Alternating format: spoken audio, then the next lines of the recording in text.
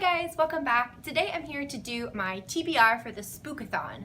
So the Spookathon is a readathon that was created by and run by Books and Lala, Pages, and Bookerly, and it's a readathon that has to do with like reading creepy and spooky books, and it's going to take place this year from the 16th of October, which is this coming Monday, through the 22nd of October, which is that next Sunday. So it's a full week, and it has challenges and different things you can try and do, and it's just kind of all about, I believe they created it to kind of be like about thrillers and creepy books and kind of just get the feelings of October out there. So at first I wasn't going to participate in this. I love watching the videos, but I'm not, as you know, as that big on reading like really scary books. But when I looked at the challenges, there were definitely some books that I owned that I thought really fit, and I thought it would be kind of fun to participate. So these are the books that I'm going to read for the challenges. So challenge 1 is to read a thriller, and I chose Nobody by Jennifer Lynn Barnes. I am not positive that this is a thriller.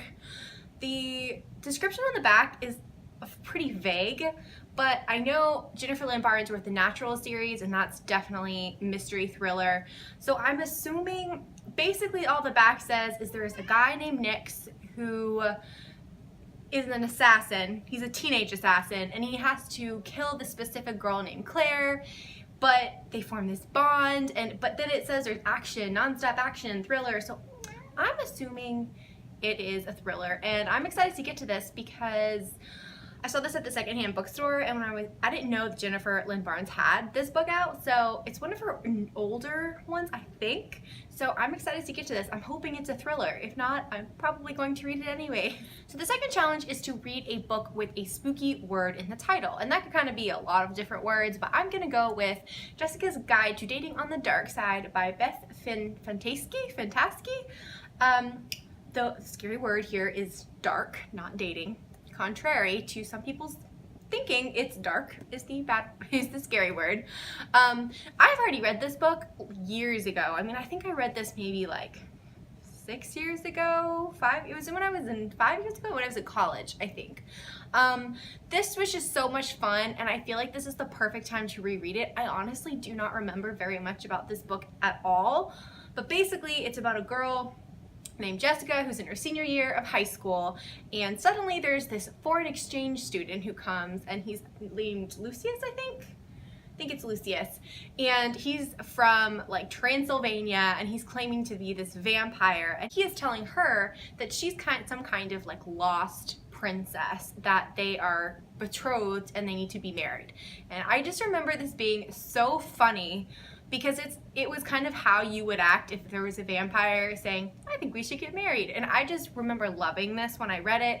It was almost like a satire on a vampire novel, but at the same time it is written for teens, so it does have that kind of lovey-dovey, very fluffy romance to it as well. So I just think this is going to be fun to read. There is a second book out, so maybe I'll read that one next, but I'm excited to reread this. The third challenge was to read a book about a childhood fear, or had a childhood fear like in the title. So for this one, this was a little tricky. I mean, I had to really think about this one, but I, as a child and now as an adult, am terrified of birds. I just don't like birds. Even before I saw the movie The Birds, which just made it worse. They're too erratic, and you can't comprehend where they're going, and I don't like birds. Like seagulls at the beach are my worst nightmare. So I found this one on my shelf, which is The Raven by Sylvain Reynard, and I really want to read this. So this is the first in his other kind of trilogy of books, and I believe this is about vampires, and it takes place in Italy, and it's about a woman, I believe, who works at a like art museum. And so I don't know exactly what it's about, to be honest. I kind of want to go in a little bit blank on this one because I don't know much, and I think it might be kind of fun to jump in without it, but I loved his first series, which is the Gabriel's Inferno series. So I'm excited to read this one, and ravens are birds, so I'm gonna count it. The challenge is to read a book with orange on the cover. I'm gonna be honest, I don't have hardly any orange books. I don't love the color orange, so I think I just stay away from them, maybe, like subconsciously. But I think I'm gonna read Trial by Fire by Josephine Angelini, and there is some orange from the fire, so I'm gonna count it. But this is about a girl who, I believe this is kind of about like going to like an alternate dimension or alternate world, and the alternate her in this other dimension is some kind of like very, very powerful witch who's very evil and not very nice. So she goes there and she like takes the place of this other her, and the her that's from like herself is I believe she's a little bit sickly, like she has a lot of allergies and is just kind of, you know, not able to kind of live her life to the fullest. And I've really been into witches lately, so I think this is the time to read this. I've had this book for a while, so I've heard kind of mixed reviews, but I'm willing to give it a try. So anything that has to do with like alternate dimensions and witches sounds like it could be really fun. And the last challenge, the fifth challenge, is to read a book that has a spooky setting. So for this one, I actually have two choices because I don't know which one I'm gonna really want to read.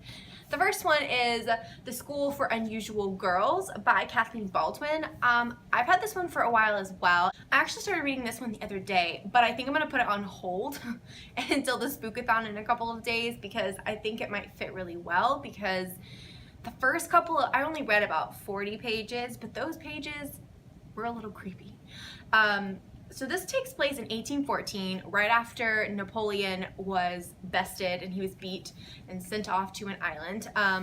So it takes place in England. Georgiana wants to be a scientist and she wants to do experiments, and she's smart, but she's not your typical girl, and her parents don't like that. They want her to be sipping tea in the corner doing a cross stitch.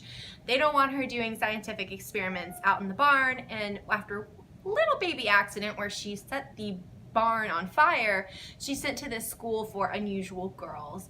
And this school is mysterious. Like, they don't know exactly what it is. On the cover side, on the front side, it's supposed to be like reform school to basically make them into like marriageable ladies. But I think there's a lot more going on. I think it has to do with kind of war and with spies for the war effort. So I'm really excited to get to this, and from what I've read so far, the school setting is really eerie and really spooky. Whether that's kind of a cover for something or that's the actuality of it, I'm not sure, but I think this would be a good choice for a spooky setting. My other choice is Compulsion by Martina Boone.